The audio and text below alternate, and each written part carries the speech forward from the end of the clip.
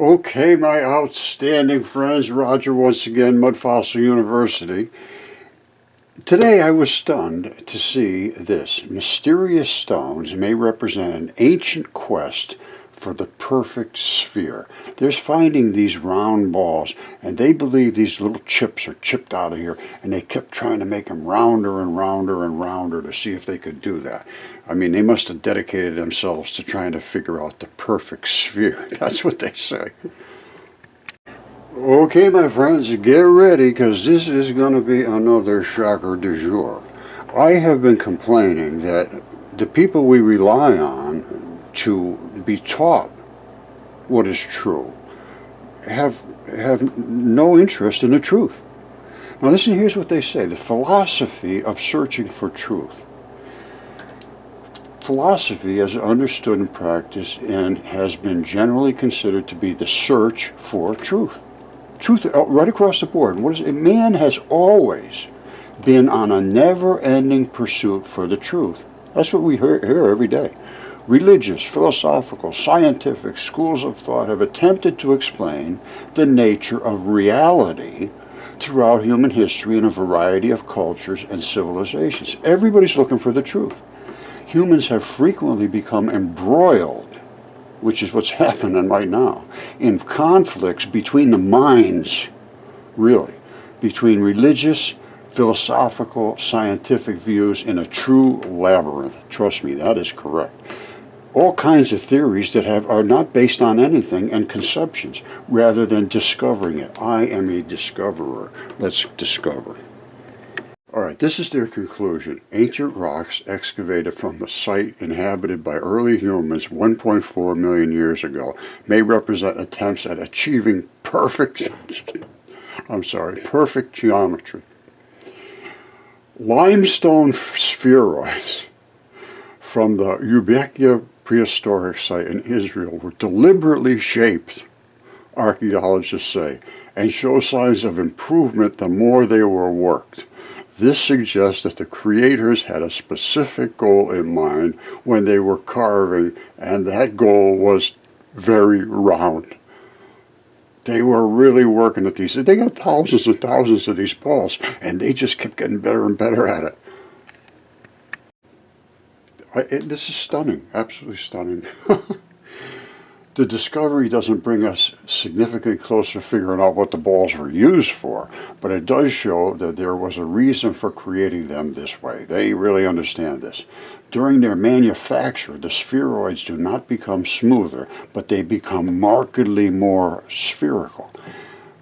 They approach an ideal sphere. They're trying to make an ideal sphere, a feat that likely required skillful mapping and a preconceived goal, writes a team led by archaeologist Anton Mueller of Hebrew University of Jerusalem in Israel. Now, this is in quotations.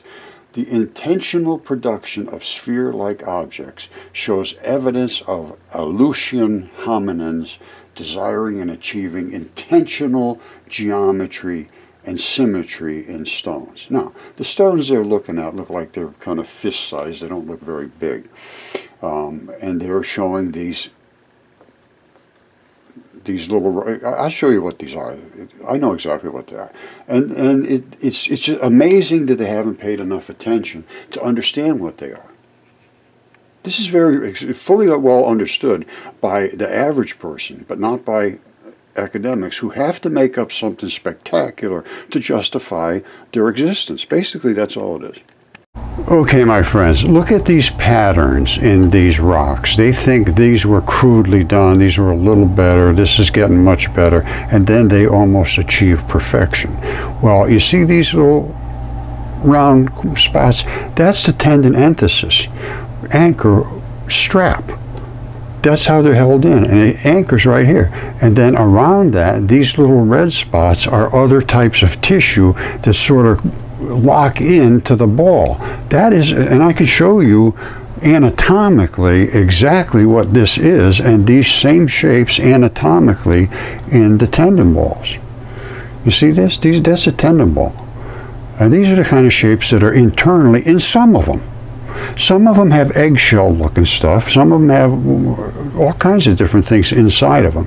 But that's the kind they were showing here. And this is another one. It's all weathered out. And you can see these, I believe, must have some flexibility to them. That's the only thing I can think of.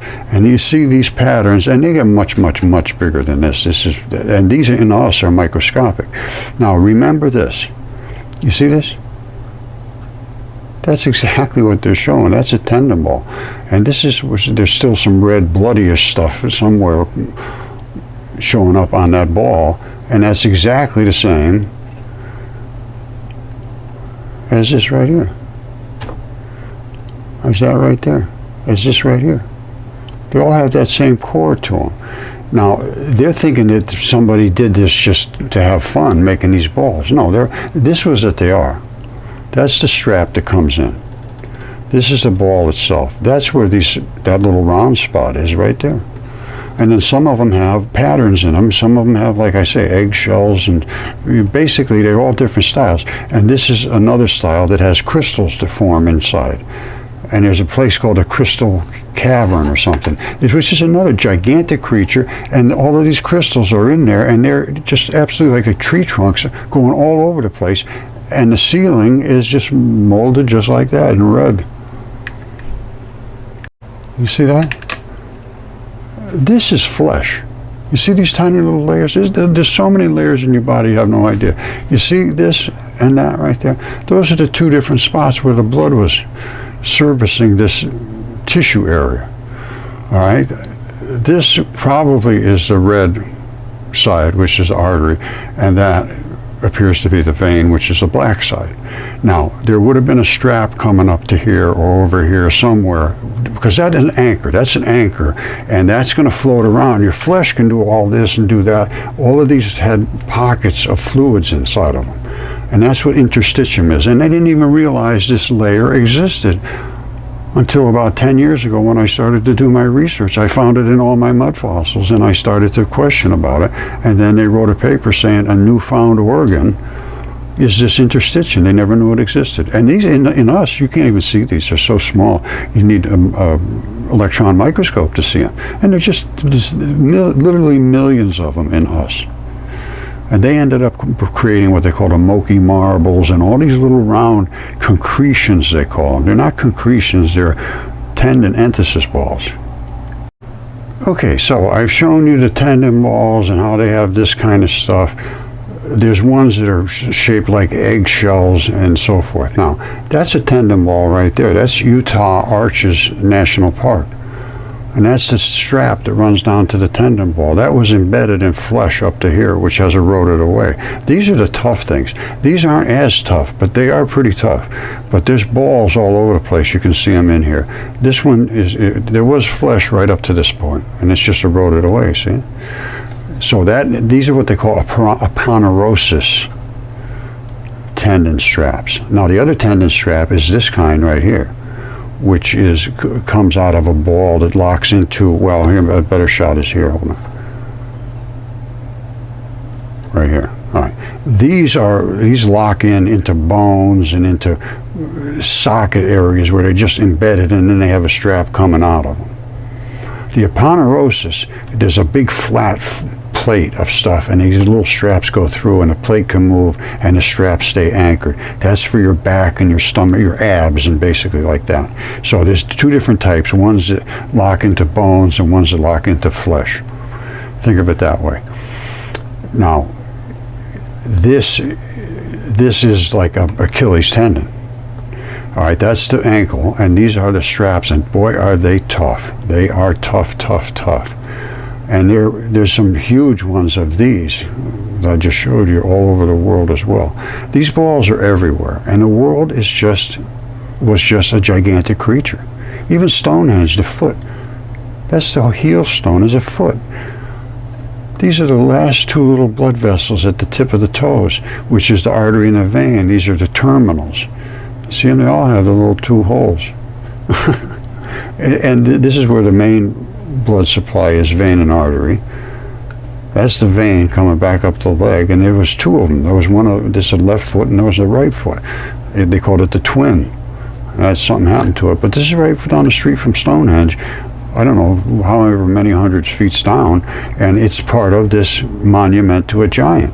They knew about this stuff. We've just laughed it all off.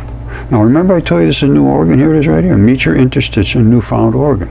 And if you read this paper from 2018, they talked this whole layer was flat, and then they would put it under a microscope and look through it.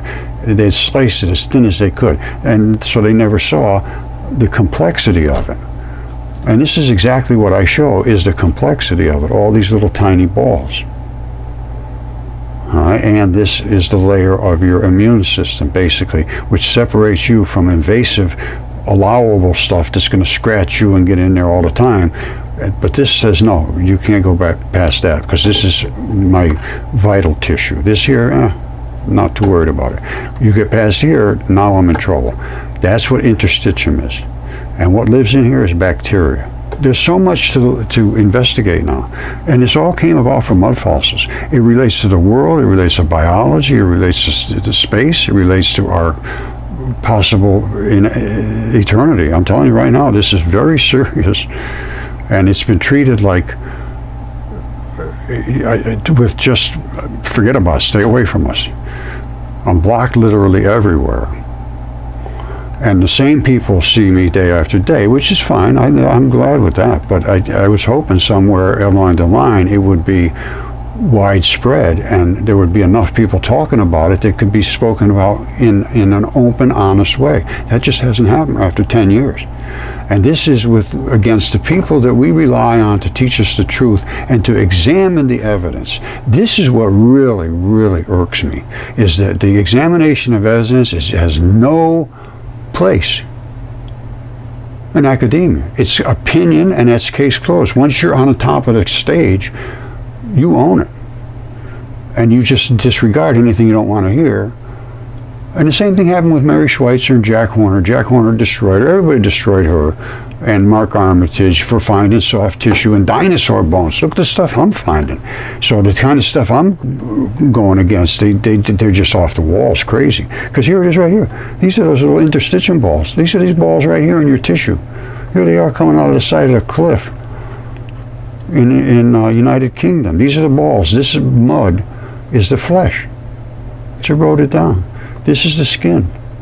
Here it is right here. Same stuff. And this is what I found in my mud fossil research. And here, these smoky marbles, they're the same things as these. But everything's eroded away. And this is the basement layer of skin underneath. There's a layer, and then there's the flexible stuff so you can gush around, and then there's a basement layer. And these are laying on the basement layer. And these are how small these balls are. Remember, this is your skin, or a fascia over an organ or whatever, but there's a layer of flexible stuff over everything. It's called a membrane. And here's what these things look like. This is looking at it not too close. Here's looking at it a lot closer. And here's all these balls, just like those smoky marbles. And here's looking at it really like right on top of it. And they all have these little and then there's bags of fluid in here, so you can stretch and pull and all that, but they come back to where the balls are attached. You see, this is the aponeurosis tendon, which they're still tough and strappy and really strong, but they have little balls that drop into sockets on more or less of a flat surface. Now, they will have the attachment to the tendons, but then they'll anchor somewhere so where they can twist, so they're going to have a lot of flexibility. And I'll show you one right now that is that type right here. You see this? Up here, there's an anchor, the main anchor of this assembly of tendon, aponeurosis. I'm almost sure this is aponeurosis. And here's why I can say that. You see these tendon straps? This is what's called an abrupt transition. As it comes away from the anchor, it gets less and less mineralized. Now, but they have to be able to stretch and move, because all of this stuff is in continuous motion. Now, you see here? Look at that. You see that? That's the membranes around each one of these little abrupt transition pieces. All right, here it's very mineralized. Here it's getting a little more into muscly, and then it'll get real muscly out here, and then it just breaks and falls apart. Out about here, it just starts to crumble. But this is how the aponeurosis tendon works. All right, now the other tendon is like this. It's like like this type of tendon. The easiest to show is on a foot. And they have the big, really heavy-duty hex straps, which attach to muscle. And that's where the abrupt transition is in that. And they have abrupt transitions all the way. And the ankle has an abrupt transition at a certain distance from the calcaneus bone to the muscle. They're going to be a certain distance. They break every single time. And these are the abrupt transition wrinkle zones. You see that's all wrinkled up? You see that's all wrinkled up? And when you see like Devil's Tower, look at the top of Devil's Tower and see if you see any wrinkles and see if you see any of these hex columns. All right, this is what tendons look like. They come down in bundles, and then the bundles turn into fibrils and little tiny fibers, and that's what you got right here. So you got some bundles, and then you've got the little fibers inside of the bundles, and then inside of those little fibers you got more little fibers. Now I don't know if this is a foot or what it is, but it is these hex columns, and they are from tendon. This is not columnar basalt or any of that nonsense. This is biology, and it's tendon. All right, anybody that's been following me understands that the red flesh makes things grow very green, and that is the red flesh, and that's because the guy died falling over this way, and this was the foot from Devil's Tower. It was a foot, and this is actually flesh. You see that? That's the red flesh that the guy fell over there. This isn't just layered. That's probably his ribs or something. But it does a lot. All of that stuff is from blood and flesh and red bloody tissue. And then there's going to be some white stuff, which is the tendinous material. And of course, that's white because it's also the Achilles tendon. All right, I can't tell you what they are, but you can see this white stuff in there along with the red. That's the different mix of tendons primarily. Connective tissue is nothing like the red fleshy stuff. And the red fleshy stuff grows all of the green. Green loves blood. Anything green loves blood. They sell blood meal. You can buy blood meal. The blood makes things grow green. And this wasn't that long ago. There's still a lot of green nutrients left in the bloody flesh of that gigantic giant. Okay, if you know anything about tendons, it means they're under tension. They're pulled tight like this. When you snap a tendon, it goes boing, and this is what's called the abrupt transition, and it's the wrinkle zone. And that's where the tendon went boing and just wrinkled here, but it's still got its normal tendon look down here. This is I believe, the back of the heel. And you see the way the little, here, let me come in closer so you can get a better shot at that. You see the way it splays down here and splays over here, and the same thing here. I believe these are little red blood spots at the end of the bumps of the heel, and you can see it splays right over, which would be what they call the calcaneus bone at the bottom of the Achilles tendon. Now, anytime you see green moss growing and red, it means there was an artery somewhere over here that had blood, and it's coming on, running down, and the green moss loves red blood. And these little spots down here are where there's little blood vessels, and these up there are too. They're not just growing there for no reason. They don't put any water on them. They just grow in the spots where there was blood. And I have rocks that do exactly the same thing. They have moss basically in my rocks growing out. As a matter of fact, hold on, I'll find one. Give me a second, I'll get one. Here it is right here. You look at that and say, oh, it's just a sandstone rock. Well, I know what this is. It's a toe or a fingertip. And that right there are the vein and the artery. And that's why they grow moss in there. They love red blood.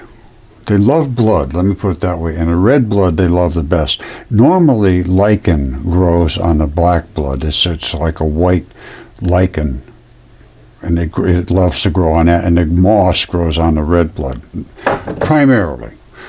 But this is what we got here, and this is a piece of biology, and that's where the tendons snap right there. That's the abrupt transition, and they snap flat as a pancake. And these are the wrinkle zone. Check this out. You see this all wrinkly looking stuff? They call it small leucine-rich proteins. You see how they're broken off here? Underneath there is the tendon. That's this really slippery stuff that's around every tendon. They have to be independent and move against each other. When this thing was alive, every one of these was able to move up and down under this slurpy stuff. They call slurpies, small leucine-rich proteins, slurpies. And this is what is still coding here. And it's freaking off here. I'd be careful as hell if I was this guy. That stuff is not attached solidly, as you can see. Because it's supposed to slide amongst that goo. All right, I think I'm going to just leave it with this. If you don't understand by now about the blood and how it makes things turn green and how this was tendon and it fell over during the Great Flood is all I can tell you. It's on the surface of the earth. It's sunk a little bit deep. And the reason you don't see the other foot, I think I did find it. It's over in here somewhere. But in the mud, I would think that one foot would push real down trying to push the other one up. And the other one would probably be under the ground. And I think I did find it. Hold on one second. Now, this is just pure speculation, but could that have been the other foot? I don't know. This is where Devil's Tower is. And this has the look of it. But, again, it's pure speculation. It doesn't, I don't know. I have to be honest with you, no clue whatsoever. All right, the more I look at this, the less I think it's the foot, but it has the outline. It's right next to the Devil's Tower, but who knows. Anyway, I'm going to leave it at that for now. I think I've shown enough to cover my claims that this is nothing more than tendons. These are nothing more than tendons. You see this here? See the blood coming out? You see the green moss growing? This is blood loves. Moss and green things love blood. Here's some more blood down here, and that's the wrinkle zone at the top. That's what this is. It goes all curved around, and it wraps around the calcaneus at the bottom. That's just the way the whole thing operates. As far as I'm concerned, this makes it undeniable. It's just undeniable. It's just nothing but raw flesh all over the place, growing green things all over it. And there's just no way to discount this anymore. It's just to let your mind go into the realm of the insane. Because I'm not saying it's not insane. It's not crazy. It's just spectacularly, wildly crazy. But it is what it is. And it is what they wrote. Although the Indians talked about a bear clawing this, everybody's going to have their odd little stories here and there. But I can tell you right now, that's a foot. There's no question whatsoever in my mind. I'm going to leave it at this. I love you all. Mudfossils, Velikovsky, and Minds in Collision. That was the book I wrote. It's like 99 cents on Amazon. And then all the other ones that I have here that Paul Amatucci wrote. And he's got a whole slew of them. Here's some of them, but there's more. And they're all about my work. And he just, they're not my books. He wrote them, but it's all about my work. And he quotes me as being the author, but I'm not really the author. They're my this one I am. That one there is a book I wrote. And anyway, all of this stuff is going to have to be a new library. You're going to need a whole new library of science, history, geology, space, all of that stuff. So stay with Mudfossil University and if you want to get into reality, that's where you're going to have to go. Just to go pay somebody to get a piece of paper says I can repeat what you told me to say, and then I'm a genius, I can go at a good job. That's not really the way to do things. And I think very, very soon it's going to be seen as just, silly. Because the people that are telling you what you have to believe, right now, they know they're telling you not what isn't true. As far as I'm concerned, they can't miss this. Nobody's just incompetent enough to miss what I have forced onto them. So if they're that incompetent, they shouldn't be teaching in the first place. And if they're not that incompetent, then they're frauds and liars. That's all I can tell you. So I love you all, and I want to see the best for you, but I'm finding people that they can't pay their student loans, and that what they learned was just nonsense in the first place. If you go for a trade, or you go for programming or something like that, that's a whole different story. If you have a hard science, that's totally different than a theoretical soft science. Geology, even physics now, it's totally wrong. You know, you can go for physics, but you're going to be taught the wrong thing. If you stay with me, you'll learn the right thing. Electron flood theory. So I know it sounds like braggadocio, but like my old boss says, if it's true, it ain't bragging. I love you.